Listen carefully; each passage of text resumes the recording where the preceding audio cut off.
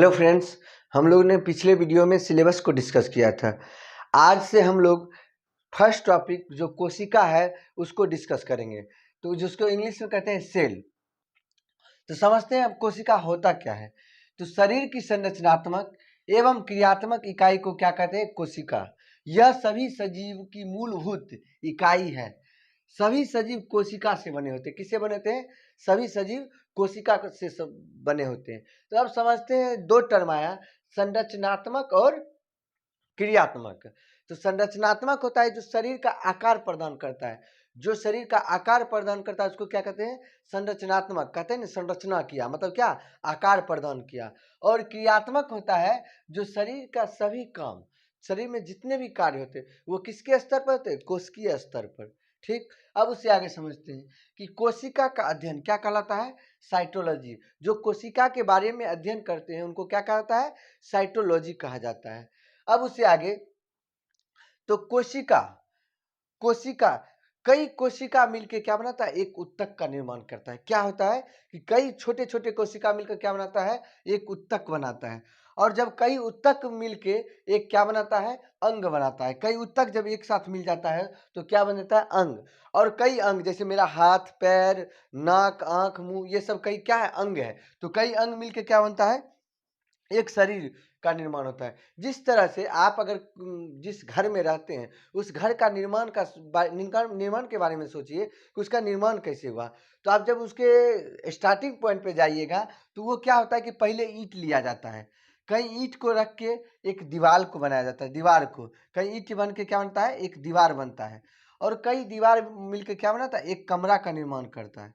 और जब कई कमरे बन जाते हैं तब एक उसको किस रूप में बोला जाता है? तब एक घर या मकान बनता है। जैसे मान लीजिए कोशिका, कोशिका को मान लीजिए ईंट, सेम जैसे कई कोशिका मिलकर क्या बनाता है? उत्तक। उसी तरह से कई ईंट मिलकर क्या बनता है? दीवार। तो दीवार आपका उत्तक की तरह काम करता है। उसके बाद कई अंग मिलकर क्या बनाता है? कई अंग मिलकर क्या बनता है? शरीर बनाता है। उसी तरह जिस तरह से कई कमरा मिलकर क्या बनाता है? घर बनाता है। उसी तरह से कई अंग मिलकर क्या बनाता है? शरीर का निर्माण करता है। तो आई होप आप लोग को समझ में आ गया होगा कि हाँ, किस तरह से कोशिका काम करता है, किस तरह से मेरे शरीर की संरचना हुई। अब उससे आगे समझते हैं। तो कोशिका की खोज, अब मन में आएगा कोशिका की खोजे कौन? इतना जो बवाल हो रहा है तो इसका जन्मदाता कौन है? तो कोशिका की खोज कौन किए थे? रॉबर्ट हुक द्वारा। कब किया गया था? तो 1665 ईस्वी में। कब किया गया था? 1665 में। और इन्होंने कैसी कोशिका खोजी थी? मृत कोशिका, मतलब क्या? मरी हुई कोशिका की खोज किसने की? Robert Hooke. कब?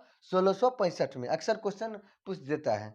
उसके बाद फादर ऑफ साइटोलॉजी, मतलब कोशिका के पिता कौन है? तो इनको क्या, किनको कहा जाता है? Robert Hooke. जो पहले खोजते हैं उन्हीं को क्या कहता है? उनके पिता माना जाता है। तो फादर ऑफ साइटोलॉजी किसे कहा जाता है? रॉबर्ट हुक को। अब उसके बाद मृत कोशिका तो रॉबर्ट हुक के। अब मन में आएगा जीवित कोशिका की खोज किसने की है? तो जीवित कोशिका की खोज किसने की है? ल्यूवन हॉक। कब किए थे? ठीक उनसे 9 साल बाद 1674 में कौन किए? ल्यूवन हॉक किस चीज की खोज किए? तो जीवित कोशिका की खोज किए। अब उससे आगे समझते हैं कि कोशिका सिद्धांत।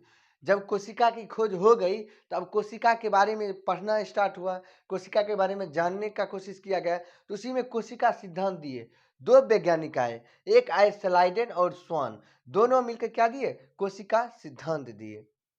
अब समझते हैं, वायरस जो है कोशिका सिद्धांत का पालन नहीं करता है। वायरस एक ऐसा सूक्ष्म जीव है जो कोशिका के सिद्धांत को पालन नहीं करता है। चलिए उससे आगे समझते हैं।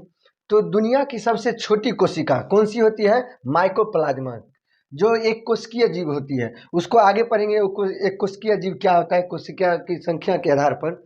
चलिए उसके बाद समझते हैं, दुनिया की सबसे छोटी कोशिका कौन सी है? माइकोप्लाज्मा। अगर बोले दुनिया की सबसे बड़ी कोशिका कौन सी है तो वो होती है शुतुरमुर्ग के अंडे की कोशिका। शुतुरमुर्ग के अंडे की कोशिका क्या होती है? दुनिया की सबसे बड़ी कोशिका होती है और छोटी माइकोप्लाज्मा होती है। अब बोले कि मानव शरीर का सबसे छोटी कोशिका, कभी कभी कंफ्यूजन हो जाता है कि मानव शरीर का छोटी कोशिका और दुनिया की सबसे, डायरेक्ट बोलेगा सबसे छोटी कोशिका तो किसको मारेंगे? माइक्रोप्लाज्मा। अगर बोले मानव की सबसे छोटी कोशिका कौन सी है तो वो स्पर्म होती है, जो पुरुष में होती है स्पर्म, जिसको शुक्राणु भी कहा जाता है, जो किसमें पाया जाता है? पुरुष में पाया जाता है। उसके बाद मानव शरीर की सबसे बड़ी कोशिका, वैसे अगर बड़ी कोशिका बोले तो कौन सी होती है, शुतुरमुर्ग की अंडे की। अगर वैसे मानव में बोले कि सबसे बड़ी कोशिका क्या होती है, तो वो होती है अंडाणु, जो कि स्त्री में पाया जाता है, जो कि महिला में पाया जाता है। अब उसके बाद है मानव शरीर की सबसे लंबी कोशिका। सबसे लंबी कोशिका की बात करें, लंबी और बड़ी अंतर है। बड़ी में होता है कि साइज में बड़ी, और लंबा में केवल, अगर जैसे ये मार्कर है, मार्कर अगर एक साथ कई मार्कर का बंडल रखे तो ये क्या होता है, बड़ी, मतलब मोटा होना तो क्या बड़ा, लेकिन यही अगर मार्कर को जोड़ दें, एक एक करके जोड़ होती है, क्या होती है, लंबी हो जाती है। तो वही अगर पूछे कि जो सबसे लंबी कोशिका कौन है मानव शरीर की, तो वो कौन है, तंत्रिका तंत्र या न्यूरॉन, जिसको तंत्रिका तंत्र या न्यूरॉन भी कहा जाता है। अब उसके आगे समझते हैं कि कोशिकाओं की संख्या के आधार पर जीवों का वर्गीकरण। कोशिका की संख्या के आधार पर जीवों को कई दो भागों में बांटा गया। कौन कौन? पहला होता है एक कोशिकीय जीव। क्या होता है पहला? एक कोशिकीय जीव। और दूसरा होता है बहुकोशिकीय जीव। अब समझते हैं एक कोशिकीय जीव क्या होता है। तो एक कोशिकीय जीव में एक ही कोशिका होती है। कितनी होती है? एक ही कोशिका होती है। जैसे अमीबा, ईस्ट, जीवाणु। अब कभी कभी पूछ देता है कि अमीबा कई एक कोशिकीय जीव है या बहुकोशिकीय, तो उस समय हमको क्या मानना पड़ेगा? अमीबा कैसी है? एक कोशिकीय जीव। ईस्ट क्या है? एक कोशिकीय जीव। जीवाणु एक कोशिकीय जीव। अब उससे आगे समझते हैं बहुकोशिकीय जीव। बहुकोशिकीय जीव क्या होता है? तो अनेक कोशिकाओं से मिलकर बने होते हैं। क्या होते हैं? एक से अधिक कोशिकाओं से बनकर मिलकर बने होते हैं। तो क्या होता है वो? बहुकोशिकीय जीव। जैसे मनुष्य, मनुष्य क्या है? बहुकोशिकीय जीव है। पौधा, पशु, पक्षी, कीड़े, ये सब कैसी है? तो बहुकोशिकीय जीव हैं। आप इसका स्क्रीनशॉट लीजिए। और आज के वीडियो में बस इतना ही। मिलते हैं नेक्स्ट वीडियो में, तब तक के लिए धन्यवाद।